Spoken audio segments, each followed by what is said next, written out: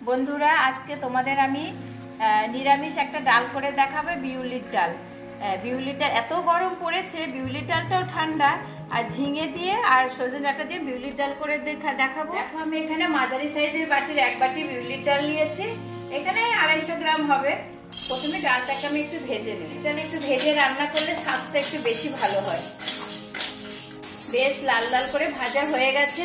এবার আমি নামিয়ে ভালো করে ধুয়ে প্রেসারে সেদ্ধ করে নেব ডালটা ভালো করে ধুয়ে নিয়েছি। আমি প্রেসারে সেদ্ধ বসিয়ে দিচ্ছি।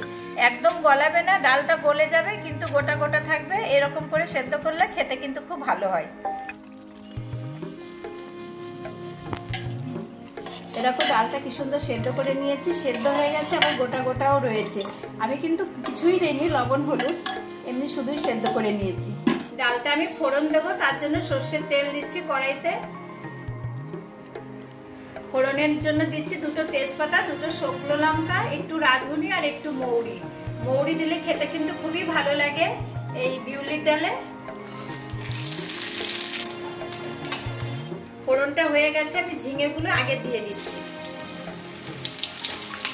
ঝিঙে ডাঁটা দুটোই দিয়ে দিচ্ছি।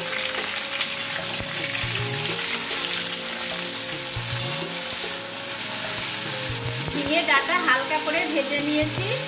আমি এবার মাঝখানে আদা বাটা দেব, 1 চামচ আদা বাটা দিয়ে দিচ্ছি। আর দিয়ে দিচ্ছি 3টে শুকনো লঙ্কা চেরা। শুকনো লঙ্কা না, কাঁচা লঙ্কা চেরা দিলাম। একটু লবণ, হলুদ গুঁড়ো, 1 চামচ জিরের গুঁড়ো। এবার মশলাগুলো খুব ভালো করে কষিয়ে নেব। দেখো, ডাঁটা ঝিঙে খুব ভালো করে কষানো হয়ে গেছে। এবার আমি ডালটা ঢেলে দিচ্ছি।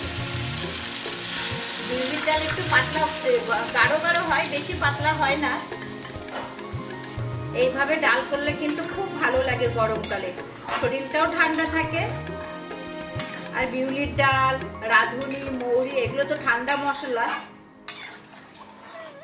এবার আমি ভালো করে ফুটিয়ে নেব। তো বন্ধুরা, বিউলির ডালটা আমার রেডি হয়ে গেছে। সমস্ত ডাঁটা ঝিঙে খুব ভালো করে সেদ্ধও হয়ে গেছে। এবার আমি নামিয়ে নেব। খুব সুন্দর একটি রেসিপি বিউলির ডালের, গরমকালের পক্ষে দারুণ একটা রেসিপি।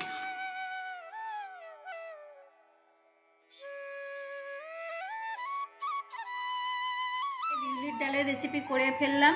তোমরা কিন্তু নিরামিষ দিনে এই ডালটা অবশ্যই বানাবে। খুবই ঠান্ডা ডাল বিউলির ডাল, তারপরে ঝিঙে, এগুলো খুব ঠান্ডা, তারপরে মশলাগুলোও খুব ঠান্ডা। এই ধরনের ডাল করে সবাইকে খাওয়াবে, শরীরটাও ভালো থাকবে।